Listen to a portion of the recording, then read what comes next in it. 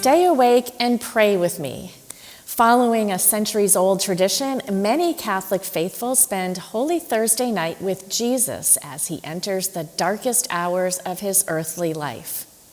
The pilgrimage involves visiting 7 churches representing the 7 stops Jesus made that night before picking up the cross and heading to Calvary. Kathy Harrington shows us how to make the spiritual pilgrimage with Christ. Father, Son, and Holy Spirit, come. The Mass of the Lord's Supper on Holy Thursday night doesn't end. Instead, the Blessed Sacrament is carried to the altar of repose for adoration, where, as Jesus went to the Garden of Gethsemane and asked Peter, James, and John to remain with him and keep watch, we the faithful are invited to remain with our Lord, to keep watch and pray. A growing number of Catholics will do just that as they visit 7 churches over the next few hours. Materialism, corruption, pride, and lukewarm Catholics. Not a description of today. We're talking about the mid-16th century when a saint began the pilgrimage of 7 churches. In 1553, the Church and the people of Rome needed spiritual renewal, so St. Philip Neri set out to revive the faith. Neri visited 7 churches, one for each of the final stops Christ made following the Last Supper. To make this pilgrimage, you need to know what each of the 7 visits represents. A guide, such as this one, can help you. The first stop, the Mount of Olives and the Garden of Gethsemane, where Jesus prays, "Father, if you are willing, take this cup away from me. Still, not my will, but yours be done." An angel from heaven appears to Jesus to comfort him. Arriving with a crowd, Judas Iscariot betrays Jesus with a kiss, leading to the arrest of Christ. The second church visit represents Jesus, now bound and taken before Annas.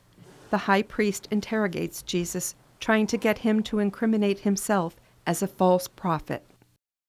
For the young pilgrims on this night, the third church was St. Thomas the Apostle in West Springfield.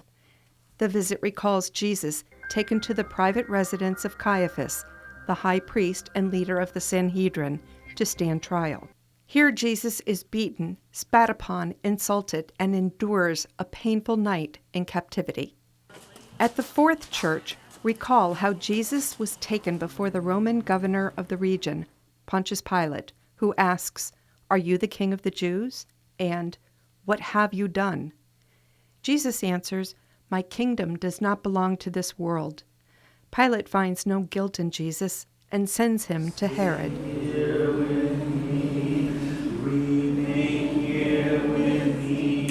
Traditionally, churches remain open until midnight on Holy Thursday, but when mapping out your 7 visits, be sure you check each church to see when adoration ends.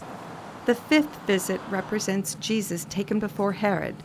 Having heard about Jesus for a long time, Herod wanted to see him perform a miracle.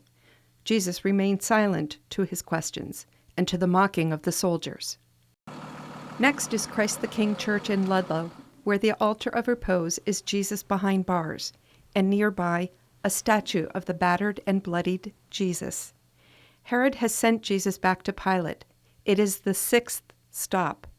Pilate wants to release Jesus, but the crowd calls for him to be crucified. Pilgrims now visit the altar of repose at Our Lady of the Blessed Sacrament in Westfield. The final stop on the 7-church journey represents the soldiers giving Jesus a crown of thorns and leading him to his crucifixion. For Real to Real, I'm Kathy Harrington.